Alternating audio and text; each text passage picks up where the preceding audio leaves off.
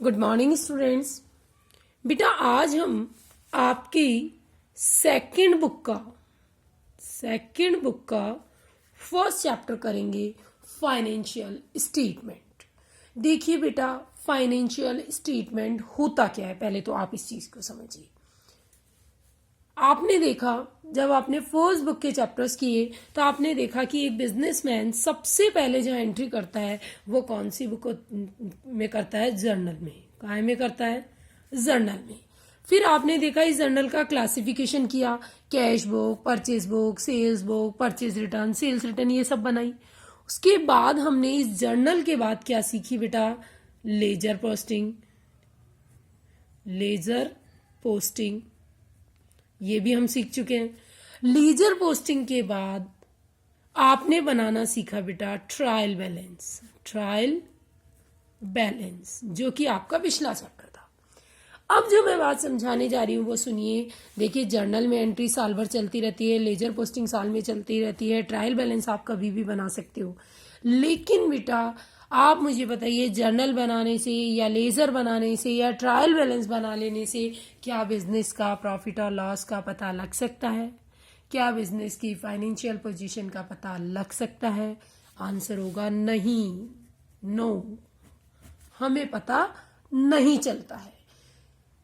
तो हमने बिजनेस में प्रॉफिट कमाया, लॉस हुआ, फाइनेंशियल पोजीशन कैसी है, इन सब का पता लगाने के लिए बिजनेस में फाइनेंशियल ईयर के लास्ट में, फाइनेंशियल ईयर मतलब जिस ईयर में हम अकाउंट्स मेंटेन करते हैं, अगर हम 1 जनवरी से मेंटेन करते हैं तो 31 दिसंबर हमारा लास्ट डे होगा, और अगर 1 अप्रैल से हमारा स्टार्ट होता है फाइनेंशियल ईयर तो लास्ट डे क्या होगा, 31 मार्च। तो फाइनेंशियल ईयर के लास्ट में बिजनेस का प्रॉफिट और लॉस या फाइनेंशियल पोजीशन फाइंड आउट करने के लिए जो अकाउंट प्रिपेयर होते हैं, जो अकाउंट तैयार किए जाते हैं, उन्हें हम क्या कहते हैं बेटा, फाइनेंशियल स्टेटमेंट। तो आपसे पूछी जा सकती है डेफिनेशन कि what is the mean of financial statement, तो आप लिखेंगे to find out profit and loss and financial position of the business. Statements are prepared at the end of the financial year. These statements are known as financial statements. कि वे financial year के last में profit और loss और financial condition को find out करने के लिए जो स्टेटमेंट बनते हैं उन्हें हम क्या कहते हैं, फाइनेंशियल स्टेटमेंट। क्या कहते हैं बच्चों, फाइनेंशियल स्टेटमेंट। अब इस फाइनेंशियल स्टेटमेंट्स में क्या क्या चीजें शामिल होती है, तो देखिए इसमें मेनली 3 होती है, 4 भी हो सकती है। अगर मैन्युफैक्चरिंग कंपनी है तो एक और अकाउंट बनता है, मैन्युफैक्चरिंग अकाउंट। तो देखिए सबसे पहले बनता है ट्रेडिंग अकाउंट। क्या बनता है बच्चों, ट्रेडिंग अकाउंट, ठीक है। सेकंड बनता है profit and loss account, profit and loss account. और थर्ड हम बनाते हैं बैलेंस शीट। तो ढंग से सुनिए, फाइनेंशियल स्टेटमेंट में कौन कौन से स्टेटमेंट बनते हैं, number 1 trading account, number 2 profit and loss account और नंबर 3 बैलेंस शीट। तो आज जो हम डिस्कस करेंगे वो करेंगे बेटा ट्रेडिंग अकाउंट। क्या करेंगे, ट्रेडिंग अकाउंट। तो देखिए ट्रेडिंग अकाउंट में मेनली कौन कौन सी चीजें आती है। देखिए आपकी बुक में क्लोजिंग एंट्रीज पहले है, लेकिन आपको पहले सिखाया जाएगा ट्रेडिंग अकाउंट। तो देखिए ट्रेडिंग अकाउंट का फॉर्मेट क्या होता है, trading account for the year ending, और यहां बेटा ईयर का डेट डल जाएगा 31 मार्च 2020, 2019 जो भी है। Particular amount. देखिए बेटा ट्रेडिंग अकाउंट क्या होता है, आपको पता है जब अकाउंट क्लोज करना आपको बताया था तो आपको मैंने क्लियरली कहा था जितने भी गुड्स रिलेटेड अकाउंट है वो इसमें आते हैं। गुड्स रिलेटेड अकाउंट जैसे purchase, sales, purchase return, sales return, stock, ये इसमें आते हैं। और उसके अलावा सारे के सारे डायरेक्ट एक्सपेंसेस इसमें आते हैं। ध्यान दीजिए, डायरेक्ट एक्सपेंसेस क्या होते हैं बेटा? गुड्स को खरीदने से लेकर के, ढंग से सुनिएगा, गुड्स को खरीदने से लेकर के बिजनेस के गोडाउन तक लाने का जो एक्सपेंसेस होते हैं वो सारे कौन से एक्सपेंसेस होते हैं? Direct expenses. कौन से एक्सपेंसेस होते हैं बच्चों? Direct expenses. और ये सारे डायरेक्ट एक्सपेंसेस हम किस में लिखते हैं? ट्रेडिंग में। और इनके अलावा जो एक्सपेंसेस होते हैं वो फिर प्रॉफिट एंड लॉस अकाउंट में जाते हैं। क्लियर है? तो ट्रेडिंग अकाउंट का एक फॉर्मेट है, आप ध्यान दीजिए। सबसे पहले इसमें लिखा जाता है टू ओपनिंग स्टॉक। क्या लिखते हो? Opening stock. आपको पता है स्टॉक तो गुड्स रिलेटेड है, और गुड्स रिलेटेड हमेशा किस में लिखते हैं? ट्रेडिंग में। फॉर्मेट में ही आएगा पर्टिकुलर अमाउंट। अब ओपनिंग स्टॉक अमाउंट यहां लिख देंगे। ओपनिंग स्टॉक का मतलब क्या होता है बेटा? फाइनेंशियल ईयर के स्टार्टिंग में जो स्टॉक पड़ा होता है इसे हम क्या कहते हैं? Opening stock. ओपनिंग स्टॉक के बाद लिखते हैं बेटा टू परचेज। क्या लिखेंगे? टू परचेज, यानी गुड्स का खरीदना। ये मैंने पैसा इनसाइड में क्यों लिखा? क्रॉस का मतलब ये अमाउंट से है। Less purchase return. अगर कोई परचेज रिटर्न है तो वो इसी में से क्या हो जाएगी बच्चों? माइनस, और नेट अमाउंट आ जाएगी बाहर। उसके बाद पहला ओपनिंग स्टॉक, दूसरा परचेज लेस परचेज रिटर्न। अगर क्वेश्चन में परचेज रिटर्न नहीं है तो आप सीधा परचेज का पैसा बाहर लिख सकते हो। उसके बाद सारे डायरेक्ट एक्सपेंसेस। बेटा ये दो तो फिक्स है, पहले ओपनिंग स्टॉक ही आएगा फिर परचेज ही आएगा। ऐसा नहीं कि परचेज पहले लिख दो ओपनिंग स्टॉक बाद में लिखो।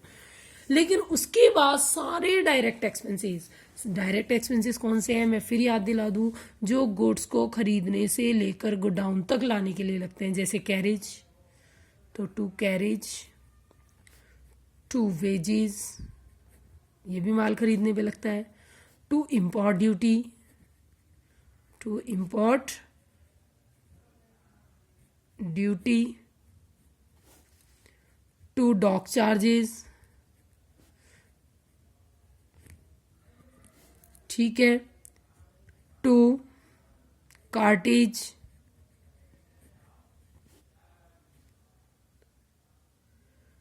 To freight, etcetera. इनके अलावा भी अगर कोई एक्सपेंसेस है जो गुड्स परचेज करने पे लग रहा है तो हम ट्रेडिंग के डेबिट में लिखेंगे, यानी इधर सारा खर्चा लिखते हैं। ठीक है, बिजनेस का गुड्स से रिलेटेड एक्सपेंसेस। अब इधर आएगा बाय सेल्स। अगर हमने कोई गुड्स सेल किया है पूरे साल में तो वो सेल्स इधर आएगा। और less sales return, less sales return. देखिए मैंने शॉर्ट में लिखा है सेल्स रिटर्न। ध्यान रखना, परचेज में से परचेज रिटर्न माइनस होगी और सेल्स में से सेल्स रिटर्न माइनस होगी।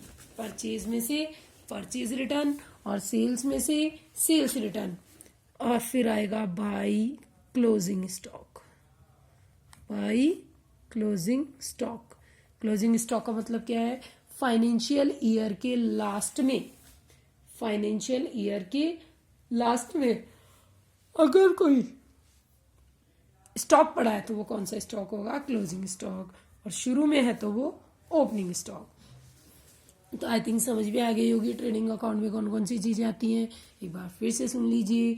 ट्रेडिंग अकाउंट में गुड्स रिलेटेड सारे अकाउंट, जैसे purchase, sales, purchase return, sales return, stock और डायरेक्ट एक्सपेंसेस। एक बार फिर याद दिला दूं, डायरेक्ट एक्सपेंसेस कौन से एक्सपेंसेस होते हैं? वो एक्सपेंसेस जो गुड्स परचेज करने पर लगते हैं। गुड्स आपने खरीदा और उसको खरीदने से लेकर के गोडाउन तक लाने के लिए आपने कोई भी एक्सपेंसेस किए हैं, वो सब ट्रेडिंग अकाउंट की डीआर साइड आएगा। ये साइड कौन सी है? डीआर। और ये साइड सीआर। सब में टू लगाएंगे, इधर है तो बाय लिखेंगे। क्लियर है? अब आप जानते हो ये सारे एक्सपेंसेस साइड है, ये सारी क्या है? Income side. तो देखिए बेटा, इनकम साइड ज्यादा और एक्सपेंसेस कम है तो क्या होगा? प्रॉफिट। तो आप उस प्रॉफिट को किस नाम से लिखेंगे बेटा? टू पी एंड एल, और ब्रैकेट में लिखेंगे GP, gross profit. To P and L क्यों लिखवा रही हूं मैं? उसके पीछे कारण है कि जो भी ट्रेडिंग का बैलेंस होता है वो प्रॉफिट एंड लॉस अकाउंट में जाता है। कौन से अकाउंट में जाता है? प्रॉफिट एंड लॉस में। और जो P&L का बैलेंस है वो जाता है बैलेंस शीट में। अब मान लो ये इधर बैलेंस फिगर नहीं हो कि इधर हो, यानी खर्चे साइड ज्यादा हो और इनकम साइड कम हो, तो वो क्या कहलाती है? लॉस। तो क्या लिखेंगे? बाय P&L और ब्रैकेट में ग्रॉस लॉस और वही बैलेंसिंग फिगर। आई थिंक आप लोगों को बात समझ में आ रही होगी। ये ट्रेडिंग का क्या होगा? फॉर्मेट। अब ये ग्रॉस प्रॉफिट उठ करके P&L में चला जाएगा बाई में, और लॉस है तो ट्रांसफर होके आ जाएगा टू में। इस तरीके से बेटा आपका ये ट्रेडिंग अकाउंट का फॉर्मेट होता है। तो ये ट्रेडिंग अकाउंट आपको इस फॉर्मेट को ध्यान में रखना है, याद कर लेना है। तो एक बार फिर से सुन लीजिए, फाइनेंशियल स्टेटमेंट क्या होते हैं कि फाइनेंशियल ईयर के लास्ट में प्रॉफिट और लॉस को फाइंड आउट करने के लिए जो स्टेटमेंट्स बनते हैं उन्हें हम क्या कहते हैं? Financial statements. To find out profit and loss and financial position of the business, statements are prepared and these statements are known as financial statement. अब फाइनेंशियल स्टेटमेंट में हम कौन कौन से स्टेटमेंट शामिल करते हैं बेटा? 3। ट्रेडिंग, प्रॉफिट एंड लॉस यानी P&L और balance sheet. Trading, P&L and balance sheet. अब उसमें आपको मैंने बताया ट्रेडिंग अकाउंट, वह फिर से सुन लीजिए, जितने भी गुड्स रिलेटेड अकाउंट है और डायरेक्ट एक्सपेंसेस हैं, यानी गुड्स खरीदने से लेकर के गोडाउन तक लाने के लिए जो भी एक्सपेंसेस है वो सब इसमें लिखे जाते हैं। इस साइड हम सेल्स माइनस सेल्स रिटर्न और क्लोजिंग स्टॉक। अब आता है बैलेंसिंग फी के बारी। बेटा CR साइज ज्यादा और DR साइड कम है तो डिफरेंस इधर आएगा किस नाम से? 2 P&L ब्रैकेट में ग्रॉस प्रॉफिट। और अगर इस साइड आ रहा है तो लिखेंगे बाय P&L और ग्रॉस लॉस, बाय P&L और ग्रॉस लॉस। इस तरीके से ट्रेडिंग का फॉर्मेट होगा बेटा। कल हम ट्रेडिंग से रिलेटेड कुछ क्वेश्चंस की प्रैक्टिस करेंगे। इसमें अगर आपको कोई दिक्कत हो, कोई डाउट हो तो बच्चे आप लोग मुझसे पूछ सकते हो।